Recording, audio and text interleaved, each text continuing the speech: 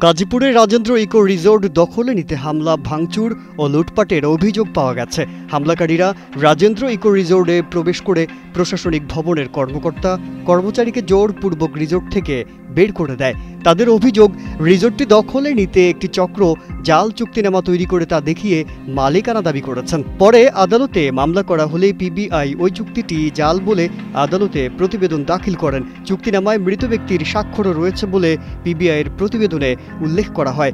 কোটি কোটি টাকার বিনিয়োগে গড়ে ওঠা রাজেন্দ্র ইকো রিসোর্টটি রক্ষায় প্রশাসনের হস্তক্ষেপ এবং হামলাকারীদের গ্রেপ্তার ও শাস্তির দাবি জানানো হয়েছে।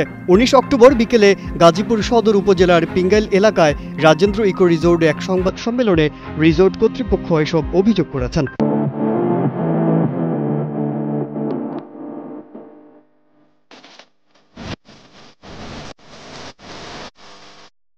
আজিজুর রহমান শিমুল, এইচ.এম. শফিকুর রহমান, আখতার হোসেন সাদ্দাম সহ তার আরো সঙ্গীয় কিছু ব্যক্তির বিরুদ্ধে তারা গত 4 তারিখ দুপুর দিকে কিছু উচ্ছৃঙ্খল লোকজন নিয়ে সন্ত্রাসী টাইপের এবং তারা যথেষ্ট মারমুখী ভঙ্গিতে আমাদের এই রিসোর্টে প্রবেশ করে এবং আমাদের স্টাফ সহ সিকিউরিটিদেরকে মারপিট করে জিম্মি করে রেখে রিসোর্টটাকে দখলে নেওয়ার চেষ্টা করে। 8 তারিখ আনুমানিক রাত 1:45 থেকে 2টার মধ্যে তারা আরো 40-50 জনের মতো হবে লোকজন সশস্ত্র অবস্থায় জঙ্গলের ভিতর দিয়ে এবং মেন গেটকে ভাঙচুর করে তালা খুলে